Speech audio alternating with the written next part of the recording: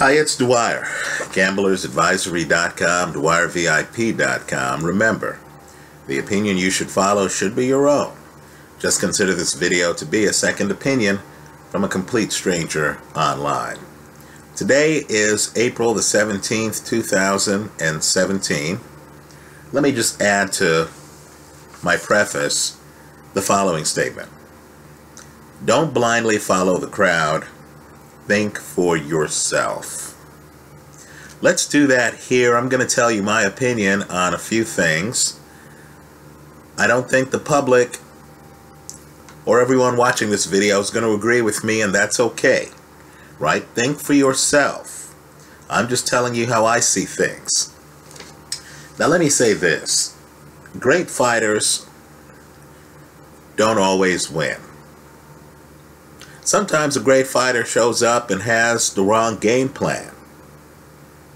Right? Sometimes a great fighter gets outthought in the ring. Sometimes they have bad nights. Sometimes they have injuries. Right? Sometimes they are winning a fight, they get careless, and it costs them. Now, in my opinion, you know, the UK has many good fighters. Many. Right? I expect Martin Murray to beat Gabe Rosado. Right? For example. Right? Murray's a good fighter. But the country has, one man's opinion, 5 great fighters. Now, I don't expect anyone to agree with me on all 5.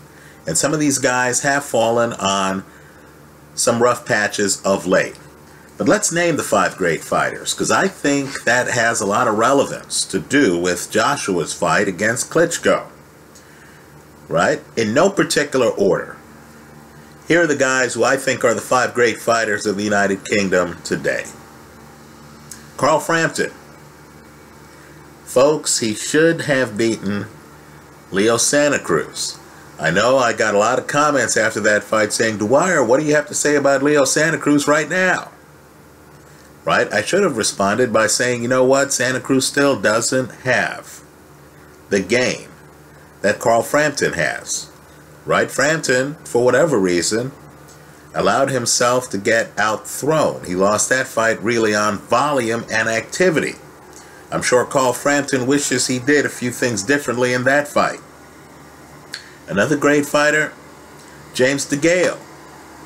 Let's face it, he should have beaten Badou Jack. Right? Badou Jack really was a bigger fighter than James DeGale, but James DeGale had that fight in hand. Right? He was on his way to winning that fight. We get to the last round. I don't know where James DeGale's mind was. He gets decked. Right? He loses that last round 10-8, ends up with a draw. Just understand that James DeGale is a great fighter. Right? I understand he was on the canvas. I know his dental bridge got knocked out. Okay, fine. I know he looked beaten up. Okay. Folks, he should have won that fight. Right? As it was, he got a draw. Another great fighter from the UK. I don't talk about this guy enough, but I'm aware of him. Great timing. Great footwork. Smooth. That's Lee Selby. Right? Another great fighter, and I understand this guy might be losing the ultimate fight to Father Time. Right? Father Time's going to beat all of us. This guy right now is up against it. But David Haye, in my opinion, should have beaten Tony Bellew. Right? David Haye's a little bit older. He's on the other side of 30. Okay, fine. Right? He's getting dinged a bit, had shoulder surgery, had an Achilles injury against Tony Bellew. Let's face it, he should have won that fight. The injury took him out of his game. Right? He literally only had one leg to stand on in that match. Right? The thing to remember about David Haye is, even today, blinding hand speed, spectacular power. He's hard to find in the ring. Right? Very hard to find in the ring. Unless he's stalking you like he was stalking Tony Bellew, he's very hard to find in the ring. And he did go 12 rounds with Vladimir Klitschko. Well, the last great fighter, the fifth great fighter in the UK, and again, this list is in no particular order, is the reason why I believe so many fans are being fooled by this Anthony Joshua-Vladimir Klitschko matchup. Right? And that fighter is Tyson Fury. People saw Tyson Fury beat Vladimir Klitschko. And the feeling, especially with today's boxing public, the feeling was that somehow Vladimir Klitschko, who hadn't lost for years, right, whose idea of having the title included beating David Haye, beating Alexander Povetkin, beating Kubrat Pulev, beating Tony Thompson. In other words, going through the contenders at heavyweight and decisively beating most of them. Right? Marius Wack. Right? The feeling was because he lost to Tyson Fury, he couldn't be that good anymore. Some other promising young heavyweight would give him a run for the money. Now, look, I picked Tyson Fury against Vladimir Klitschko. Those videos are still up. Right? Let me tell you, Vladimir Klitschko was so esteemed as heavyweight champion that I want people to go back and read the comments to the Vladimir Klitschko Tyson Fury videos. You'll be able to tell the pre-fight comments, right? Because the people are so sure that there is no one in the heavyweight division who could beat Vladimir Klitschko, right? I mean, understand, Klitschko fights Pulev, for example, when he's unbeaten. He fights Povetkin when he's unbeaten, right? He's fighting these guys while they're on the way up, and he's beating them, right? Pulev KO'd, right? By the way, Pulev down multiple times in that fight. Now, what I don't think a lot of fans realize is that Tyson Fury was one of the best heavyweights to come along in several years. Folks, his skill set is far beyond, and I mean far beyond, Anthony Joshua's. Right? Losing to Tyson Fury is simply a loss to a great heavyweight who had more dynamics going on than Vladimir Klitschko had. Right? Vladimir Klitschko was made to order for Tyson Fury. Let's talk about why. And let's talk about the differences between Joshua and Fury. First, let's recognize that Fury is taller than Vladimir Klitschko. And he's completely coordinated. This wasn't a tall guy getting by on size. No, this is a tall guy who was completely coordinated, not clunky. So when he's in against Vladimir Klitschko and he's faking like he's going to hit Klitschko with the counter right hand, Klitschko had to take it seriously. Right? Because Klitschko understood that Fury was coordinated to throw and land the punch. Right? Fury also has great legs. Great legs. So he's up on his toes moving around the ring. Folks, he has Vladimir Klitschko looking like Klitschko's in a sandbox compared to Fury. Right? Fury was a guy who could fight up on his toes. So as he's moving around the ring, he has a level of mobility that Anthony Joshua is simply not going to have. Joshua is primarily flat-footed, while Fury is able to go in the pocket, back out of the pocket, move around the ring, force Klitschko to reset. That, simply put, is not Anthony Joshua's game. Let's pretend for a moment that Anthony Joshua can make it his game, right? That this flat-footed guy is suddenly going to be on his back foot, right? How many fights have you seen Joshua on his back foot? Tyson Fury seamlessly on his back foot, isn't he? Right? Let me also point out, too, the Derek Chisora fight. That's a very important fight. You're going to notice that Tyson Fury, at times in that fight, has his back up against the ropes.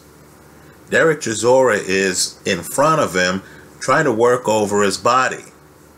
You'll notice that Fury is comfortable with his back up against the ropes. More importantly, Fury isn't panicked. He's blocking the shots that Derek Chisora, who throws it wide, is doling out. Name me the fight where Anthony Joshua has had his back up against the ropes, a guy up on him trying to work him over, and he hasn't panicked and stayed with his back up against the ropes. Tyson Fury has that skill set, right? We really haven't seen much of Anthony Joshua, have we? We've seen him in fights. His back foot game, a mystery. What happens when Klitschko gets him with his back up against the ropes, as Klitschko has gotten a few guys, right? You remember the Tony Thompson fight? Where was Tony? Back up against the ropes, right? The rematch. If Klitschko gets Joshua there, how do you know how Joshua's gonna react? Let's talk about Klitschko's signature, right? That hardcore jab, right? The one that he just batters guys with. Revisit the Ray Austin fight, right? Ray Austin's just getting battered by that jab. You look at him against Kubrat Pulev and you realize, wow, Kubrat Pulev's jab's only one of two great jabs in this fight.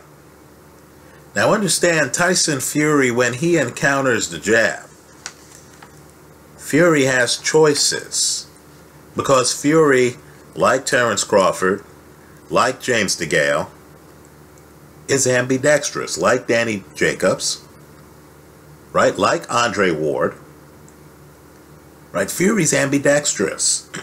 So understand, he not only is taller with the knowledge of how to use length, right? But he also can decide, am I going to fight orthodox and have the jab come at me at this angle, or am I going to fight southpaw and change all of the angles and frustrate Vladimir Klitschko, who had a problem in the first fight against southpaw Tony Thompson? So you'll notice Tyson Fury is switching it up. He's righty, he's lefty.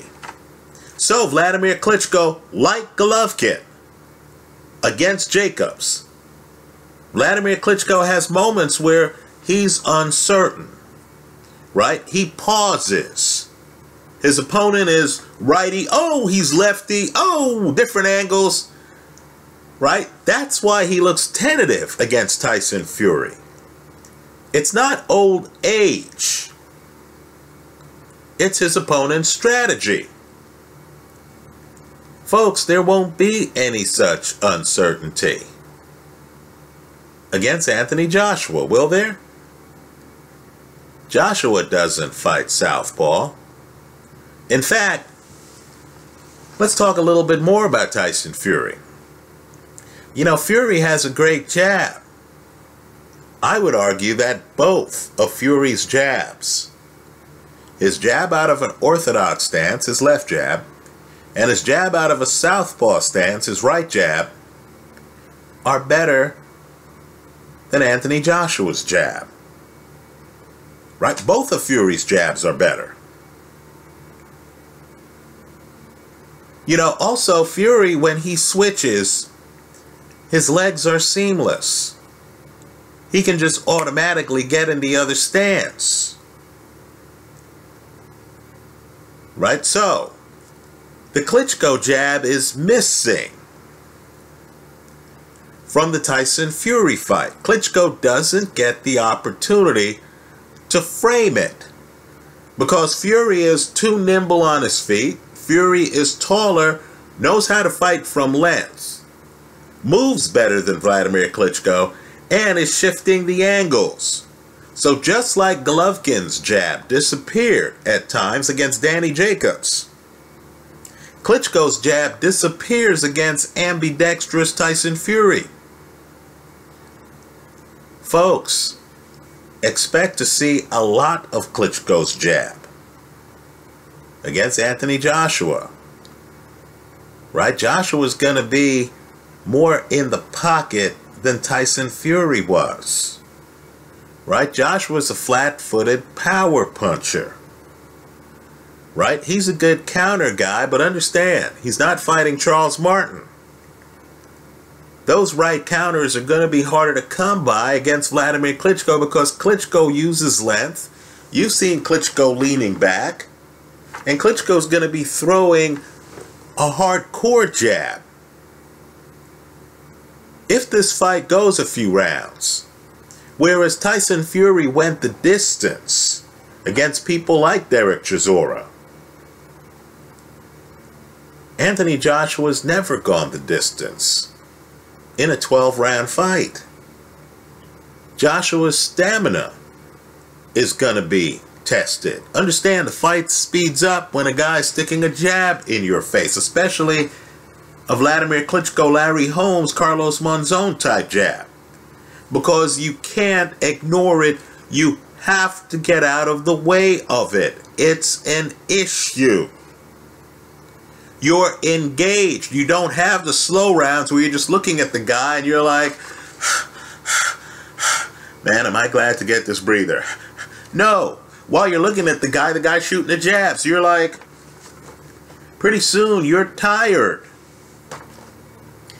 Let me also say, too, we've seen Joshua get inside. That's him inside against Dillian Whyte, isn't it? Hitting him with a nice body shot, pretty much ending that fight. But I would argue that he doesn't have the inside game of Tyson Fury. We didn't even see Tyson Fury's inside game in his first fight against Vladimir Klitschko. He never had to go there because he was winning the fight. You knew by the 12th round that unless there was a scoring injustice, you had a change of the title. Right? Now, I agree. Vladimir Klitschko himself doesn't really fight inside. Would be uncomfortable if a young lion came inside and could stay inside. I know Tyson Fury, who stayed inside against Derek Chisora, has those skills. I don't believe Anthony Joshua does. Let me also say, too, Joshua's big and clunky. I don't believe he's as mobile, as smooth, as fluid as Tyson Fury. How exactly is Anthony Joshua going to dodge Vladimir Klitschko's jab? Right? Understand, there are times in boxing where size works against you. If you're a big clunky guy who likes to stand predominantly upright, who can't shift to southpaw, who doesn't move well enough to kind of have the jab fall short, right? If you're upright and you're pretty much in the pocket, aren't you going to have to deal with Vladimir Klitschko's jab? I think you are. Right? A David Haye. I believe the Klitschko-David Haye fight was more uncertain than this one. David Haye is very mobile. David Haye has spectacular ring coverage. He can hit you from halfway across the ring, right? Deontay Wilder type ring coverage. So David Haye wasn't around to get pummeled by the jab. This is even with the bad toe. Right? By the way, David Haye's mentioning the bad toe, because movement's a part of David Haye's game.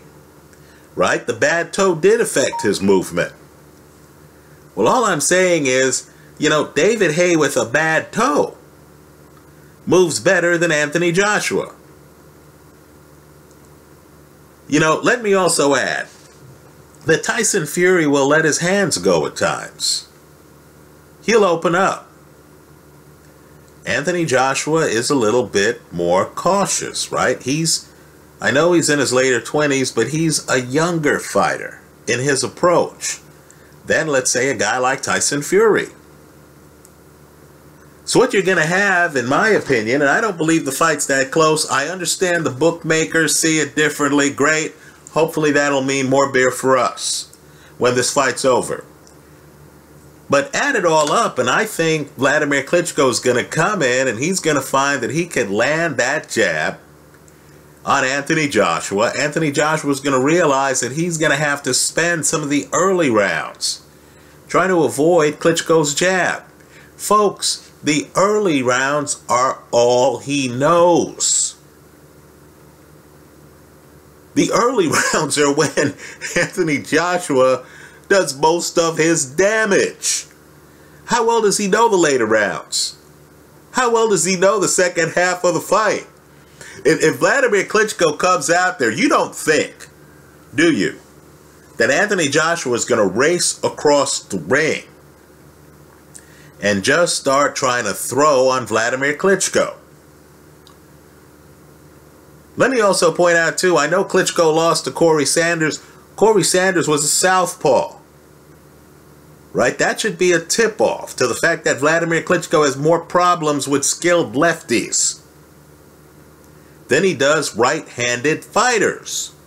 He doesn't have to worry about that against Anthony Joshua. Let me say this, too. This is the biggest fight of Joshua's career. He can't switch it up that much. He can't debut a new style against a fighter with vastly more experience than him, who's looking for a young guy doing uncertain things that are necessarily not going to be refined because they're new. Right? So, I think the public has been a little fooled on this fight. I think the public saw Vladimir Klitschko, and I'll agree, he's in his 40s, right? As I said, Father Time beats all of us eventually. But understand, this is the heavyweight division. People age a little bit more slowly. Also understand, he was training for fights. It's not his fault that the Tyson Fury fight fell apart, but he was in training for fights. It's not like the guy hasn't fought because he's on the French Riviera, right? Or he's in Hollywood hanging out at parties. No, this is a guy who was by a boxing gym.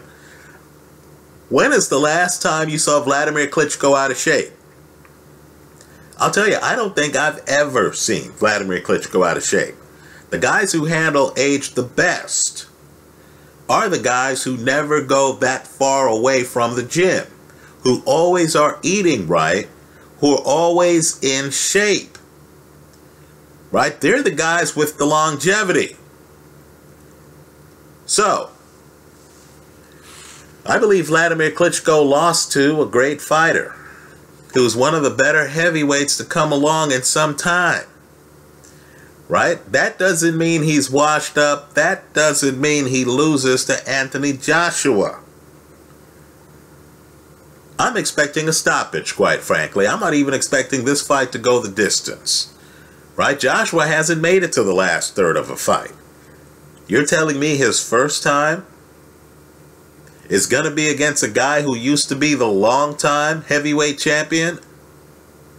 I'm not buying that. Right? So, I believe the bookmakers have this one wrong. I believe the public have this wrong. I think it's only because people are confusing Tyson Fury's happy-go-lucky Batman costume-wearing persona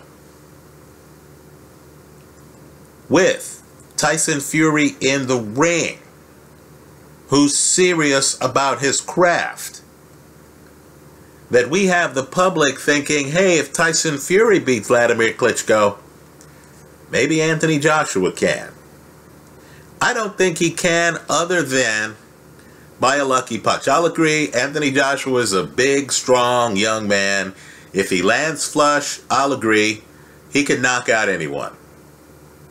Right? But when's the last time you saw, and it's happened, but when's the last time you saw Vladimir Klitschko get hit flush? Right? I'll agree it happened in the Corey Sanders fight. I'll agree it happened in the Sam Peter fight. Right? He's down multiple times against Sam Peter. Okay, fine. But you and I know those are outlier events. Right? Layman Brewster, that's really more exhaustion, that first fight, than Klitschko getting really caught with shots. Right? And Klitschko has retooled his game since then. Right? Hasn't run out of gas in the 6th round like he did in that first Layman Brewster fight. Right? So to me, Vladimir Klitschko is going to be hard to hit. It's going to be hard for a tall heavyweight who stands upright, who fights flat-footed, who's looking to land big punches early in the fight. It's going to be hard for that fighter to deal with Vladimir Klitschko's jab. I believe Klitschko's going to look much more fluid in this fight than he did against Tyson Fury. Why? Because Tyson Fury's that rare, fluid, fully coordinated 6'10" heavyweight. Right? Vladimir Klitschko won't be dealing with that in this fight. Right? Put it together, and yes, I know some of you are doing the math. And some of you are saying, how could Dwyer, in his list of the 5 great fighters of the UK, have 2 heavyweights? Is he suggesting that Anthony Joshua, an unbeaten heavyweight champion with an Olympic gold medalist pedigree, is the 3rd best heavyweight in his own country? Am I saying that? Absolutely. I take Hay if Hay is healthy, right? Not Hay in a hospital bed or fresh out of surgery, but if Hay is healthy. Yes, the same David Hay who lost to Tony Bellew, who, let's face it, has a lot of stones, right? Tony Bellew is a guy who, you know, would fight Goliath, right? That David Hay I would take over Anthony Joshua. Right? If Tyson Fury gets it together, right? He's out of the ring for a reason. If he gets it together, if he comes back, if he shakes off the cobwebs, right? His situation is different than Vladimir Klitschko's. Klitschko was out of the ring because of an opponent's issues. Right? Tyson Fury was out of the ring because he was the opponent who was having issues. Right? If Tyson Fury comes back and is able to get back in the saddle, and is able to get back his A game, yes, I would take Tyson Fury over Anthony Joshua. This isn't to suggest that Anthony Joshua can't fight at all. It's just to suggest that the water is very deep at heavyweight in the United Kingdom. Let's remember, Tyson Fury is unbeaten today. Let's remember, David Hay was undisputed cruiserweight champion, then he became a heavyweight champion. Right? He loses his title to Vladimir Klitschko, folks. Vladimir Klitschko is one of the better heavyweights of the last several years. Right? Let's not reach the point now where a guy loses to a very credible, great opponent, and then we write him off. Right? So yeah, I think Anthony Joshua is a young guy with a lot of potential, who's jumping too soon into the deep end of the pool. Right? I'd have to see much better defense. I'd certainly have to see some stamina. Right? I'm here talking about him before the biggest fight of his career, and I have no idea how he dodges Vladimir Klitschko's jab. Think about it. Anyway, that's how I see it. I know many people disagree with me. Bookmakers disagree with me. Okay, fine. I'm sure many of you have put down bets on Anthony Joshua. Right? Just ask yourself, is he a paradigm shift at heavyweight? What exactly does he do that other heavyweights don't do? Right? Let's think it through. When Ali comes along, young guy, one of the younger heavyweight champs in history, right? He's up on his toes. He's moving around the ring at a time when heavyweights like Cleveland Williams, Sonny Liston were flat-footed. Right? He was much faster than those guys. I would call that a paradigm shift in the heavyweight division. I can tell you in the 80s, every heavyweight was trying to fight like Larry Holmes, right? Behind a jab and stuff. Then here's Mike Tyson, right? Shorter, against mostly tall guys, right? Buster Douglas, Tony Tucker, right? You know, those guys, Trevor Burbeck. And here's a short guy with a huge punch who's just waiting to get inside and then unloading. That's a paradigm shift. You could imagine that Trevor Burbeck is in against Mike Tyson. He's like, where is he? And here's Tyson from underneath here, throwing all kind of weaponry. Right? Guys couldn't prepare for that. You don't think that Vladimir Klitschko will be able to prepare for Anthony Joshua? What's Joshua's game? Isn't it just being, you know, let's say on the outskirts of the pocket, waiting for counters, coming in, and then throwing a lot of bombs? You don't think that's his game? You don't think Vladimir Klitschko isn't a step up from fighting Dominique Breazeale? Come on, man. I question the odds. I'm questioning Anthony Joshua's readiness to fight a fighter like this. And I'm certainly questioning the narrative that 40-odd-year-old Vladimir Klitschko's washed up. I don't see it. I'm expecting a stoppage, right? I'm not going to get greedy. The casino, curiously enough, has given me Vladimir Klitschko at better than even money odds. Hell, I'll just take Vladimir to win the fight. But come on.